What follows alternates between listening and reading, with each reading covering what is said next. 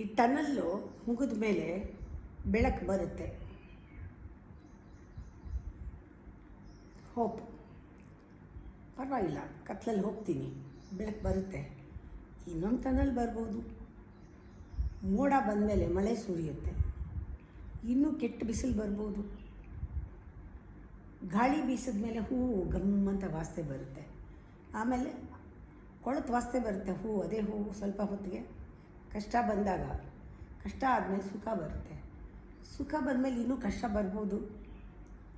ಆದರೆ ವಿವೇಕಿ ಆದವನು, ಜ್ಞಾನಿ ಆದವನು ಕಷ್ಟ ಸುಖ, ಕತ್ತಲು ಬೆಳಕು, ಸರಿ ತಪ್ಪು ಇದನ್ನು ಮೀರಿರ್ತಾನೆ.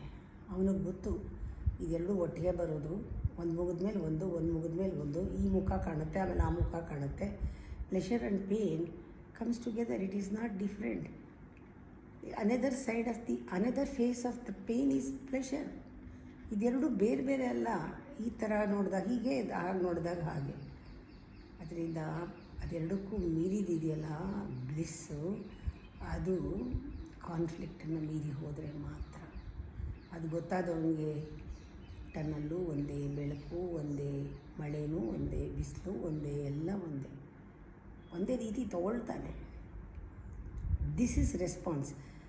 ಬಿಸಿಲು ಬಂದಾಗ ಬಟ್ಟೆ ಅದಕ್ಕೆ ತಕ್ಕಂಗೆ ಕಾಟನ್ ಬಟ್ಟೆ ಹಾಕ್ಕೊಳ್ಳೋದು, ಚಳಿ ಇದ್ದಾಗ ಕೋಟ್ ಹಾಕ್ಕೊಳ್ಳೋದು ಮಾಡ್ತಾನೆ.